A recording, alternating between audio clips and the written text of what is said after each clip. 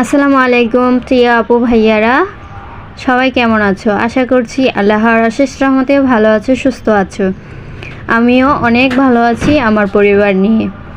আমি তানজিনা, ঢাকা থেকে নতুন আরেকটি ব্লগ ভিডিও নিয়ে চলে আসলাম। আশা করব আজকের এই ব্লগটি তোমাদের ভালো লাগবে। তো আজকে তোমাদের সাথে শেয়ার করব আমার বাবার বাড়ির কিছু ছোট ছোট ক্লিপ ভিডিও। আমি এইখানে আমার বাবার বাড়িতে সারাদিন কি করেছি এইখান থেকে ছোট ছোট করে আমি কয়েকটা ভিডিও শেয়ার করব। তো এইখানে আমার আম্মা প্রথমে সকালে উঠে অনেক কাজ করে নিয়েছে, তো ওইগুলো আর ভিডিও করতে পারিনি কারণ ওই সময় আমরা ঘুমিয়েছিলাম সবাই। তো যখন উঠে দেখি আম্মা কিছু পিঠা বানাচ্ছিল, ছিটা পিঠা। তো ওইটা একটা বানাচ্ছিল, ওইটাই ভিডিও করলাম। তারপরে মাংস বসিয়েছে, গরুর মাংস দুপুরে খাওয়ার জন্য। তো মাংসটা রান্না হওয়ার পর এইখানে রুই মাছ ভাজি করে নিচ্ছিল। তো লোক সংখ্যা অনেকজন, তো সবগুলা মাছ এইভাবে অল্প অল্প করে ভেজে নিচ্ছিল আমার আম্মা। এইগুলাকে বেগুন দিয়ে রান্না করা হবে। আর এইখানে আমার ছোট বোন বেগুনগুলা কেটে নিচ্ছিল, একটু বড় সাইজ করে কেটে নিচ্ছিল সবগুলা বেগুন। মানুষের সংখ্যাও বেশি, সেজন্য সব কিছু বেশি বেশি করে রান্না করতে হবে, তাই এখানে রান্না করে নিচ্ছিল। আর আমাদের বাড়িতে সব কিছু এলোমেলো হয়ে আছে কেন জানেন? এইখানে আমার বাবার বাড়িতে নতুন ঘর বাড়ি উঠাবে, নতুন করে ঘর উঠাবে, সেই জন্য সব কিছু ভেঙে ফেলা হয়েছে। এখন আমার আম্মা বাহিরে একটা চুলা উঠিয়ে এইখানে রান্নাবান্নার আয়োজন করে, রান্না করে। তো এখানে একটা চুলা উঠিয়েছে, এইখানে রান্না করতেছে, সকাল থেকে রান্না বসিয়ে দিয়েছে। তো যাই হোক, এদিকে দেখেন আমার মাহাদির অবস্থা। গ্রামের বাড়িতে গিয়েছে, সে তো মহা আনন্দে খেলাধুলা মাটি নিয়ে খুবই মজার মধ্যে ছিল। তো সব কিছু আর ভিডিও করি নাই, শুধু এই জায়গাটা আমি ভিডিও করেছি। আর এইখানে আমাদের বিড়ালটা ঘুমাচ্ছিল একটা টায়ারের উপরে, তো এটাকে একটু ভিডিও করে নিলাম। আর তোমাদের ভাইয়া বলছিল বাড়ির সবাইকে ফালুদা বানিয়ে খাওয়াতে, তো এখানে আমি দুধ জাল করে নিচ্ছিলাম। তো আমরা মেয়েরা কিন্তু সব জায়গাতেই এক্সপার্ট থাকতে হয়, তো এতটা তারপরও চেষ্টা করেছি আমার আম্মার এই ছোট্ট একটা চোলার মধ্যে রান্না বান্না করার জন্য। তো রান্না বলতে এখানে দুধ জাল দিয়ে আমি ফালুদার যে রেডি মিশ্রণটা আছে ওইটাকে এখন ঢেলে করে নিব। তারপরে এটাকে সন্ধ্যার নাস্তা হিসাবে সবাইকে পরিবেশন করে দিব আর কি।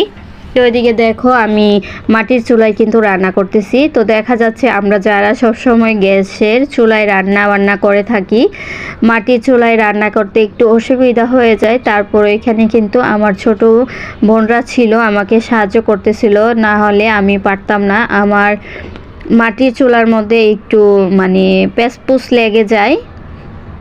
তো এদিকে দুধটাকে জাল করে আমার আম্মা রান্না বান্না সব কিছু শেষ। তো এটা হচ্ছে আমাদের 12টার দিকে আমরা একটু ভর্তা বানানোর জন্য বলছিল তোমাদের ভাইয়া, তেঁতুল দিয়ে কাঁচা পেঁপে, এখানে তেঁতুল কাঁচা পেঁপে দিয়ে একটা ভর্তা বানানো হয়েছে। তো এখানে আমাদের ছোট বোনরা, তোমাদের ভাইয়া, আমি সবাই মিলে খাচ্ছিলাম। তো এই ছিল দুপুর পর্যন্ত। তারপরে বিকাল সন্ধ্যা হওয়ার আগে চলে গেছিলাম আমাদের এখানে ভাইরাল একটা দোকান আছে, ফুচকার দোকান। তো এখানে ফুচকা খাওয়ার জন্য চলে যাচ্ছি। তো দেখো বিকালের এই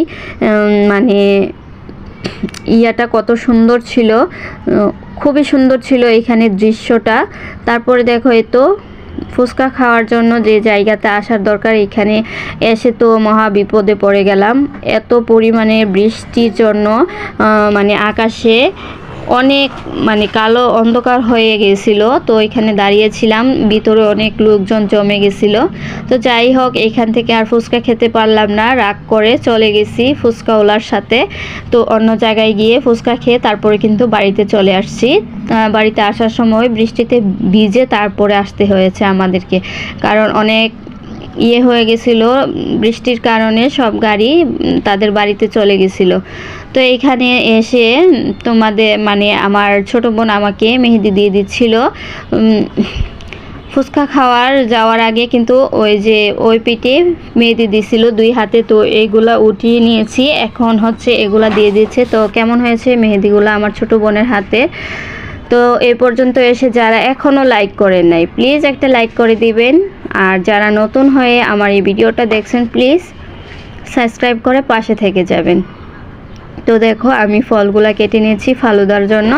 এখানে সামান্য কিছু ফল ছিল, আর গ্রামের বাড়িতে এত কিছু পাওয়া যায় না, তারপরও যা আছে তা দিয়েই আমরা ফালুদাটা পরিবেশন করব। তো ওইটা আর দেখাতে পারলাম না। তো প্লিজ সবাই লাইক কমেন্ট সাবস্ক্রাইব করে পাশে থেকে যেও। তোমাদের কমেন্টস দেখে তোমাদের পরিবারে চলে যাব। আর যাদের পরিবারে যেতে পারি না আমি দুঃখিত, কারণ আমার ছোট বাচ্চা আছে, ওর কারণে যেতে পারি না। ওর কাছে মোবাইলটা নিয়ে যায়, আমি লুকিয়ে করতে হয়, মানে চাপতে হয়। তো নতুন কোনো ব্লগে আবার কথা হবে, সেই পর্যন্ত সবাই সুস্থ থেকো, ভালো থেকো। আজকের ব্লগটা কেমন হয়েছে অবশ্যই কমেন্ট করে জানাতে পারো। আর তোমাদের কেমন কমেন্ট মানে ভিডিও দেখতে ইচ্ছে হয় এটাও বলতে পারো। আর আমার কথার মধ্যে যদি ভুল ত্রুটি হয়ে থাকে প্লিজ ক্ষমা করে দিও, কারণ ভুল হতেই পারে। তোমরা এটাকে যদি একটু শুধরিয়ে নাও, সমালোচনা না করে, তাহলে অনেক ভালো হয়। কারণ ভয়েস দিতে গেলে একটু মানে কি বলবো কি না এরকম একটা ব্যাপার স্যাপার হয়ে যায়।